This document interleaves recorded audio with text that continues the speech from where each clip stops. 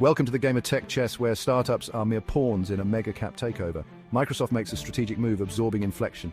There's a significant shift underway at Microsoft focused on AI innovation. Amazon follows suit, consuming Adept. This startup boasted a valuation exceeding $1 billion, and now a large portion of its workforce is headed to Amazon. Meanwhile, Google teams up with Character.ai.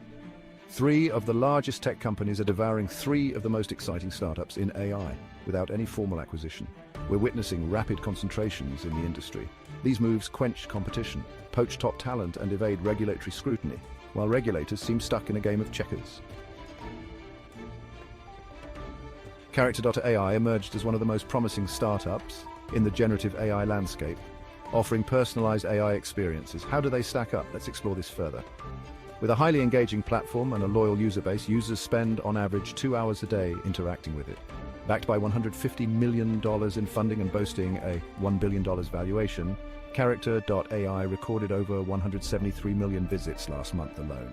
With a founder who pioneered generative AI, Noam Shazir, stated, "The excitement around generative AI has never been higher, but startups often struggle to monetize effectively. But there was a hitch. The startup struggled to generate revenue. Despite its billion-dollar valuation, it couldn't monetize effectively. It felt a lot like the early days of the App Store. Loads of users, but figuring out monetization later. So it turned to a seasoned cash cow, Google. Google was eager to strike a deal, mainly interested in acquiring talent rather than just technology. Character.ai co-founder Noam Shazir, an author of a groundbreaking AI paper, would return to Google, bringing a fifth of his team with him and licensing Character's technology without an outright buyout. It's a strategic move that helps avoid regulatory scrutiny and gives struggling startups a way out. As industry analyst Mariana Mazzucato notes, these arrangements allow startups to remain agile while providing tech giants with the talent and technology they desperately need. There's a limited pool of top-tier AI talent. Only thousands of researchers operate at the forefront, and the tech giants want them. Microsoft has already paved the way for this playbook. In March, it entered a unique deal with Inflection, a leading AI startup. Not a traditional acquisition, just a $650 million agreement for AI model usage and staff hiring. Founder Mustafa Suleyman, who co-founded DeepMind, was brought in to lead Microsoft's AI unit. In June, Amazon struck a similar deal with Adept AI, reportedly paying at least $330 million to license Adept's technology, plus offering a $100 million retention bonus to attract employees. Startups face hefty costs with GPUs and cloud computing. What do Amazon, Microsoft, and Google have? AWS, Azure, and Google Cloud computing on a massive scale. If you're a startup, teaming up with these tech giants becomes a logical choice. For both startups and employees, it's a win-win scenario. Founders feel less pressure to monetize while their teams gain access to resources. As Kevin Scott, Microsoft's CTO, put it, partnering with AI startups allows us to leverage innovative solutions while supporting a vibrant ecosystem.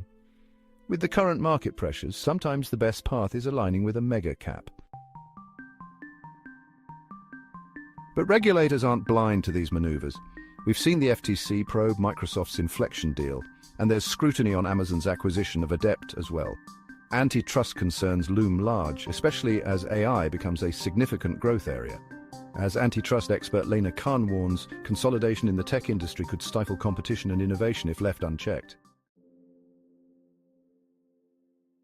These deals might look beneficial on the surface, but not everyone is winning. For instance, in the Adept deal, only AI researchers were hired, leaving other teams, like product and sales, behind. Those left behind face a challenging road ahead without key talent.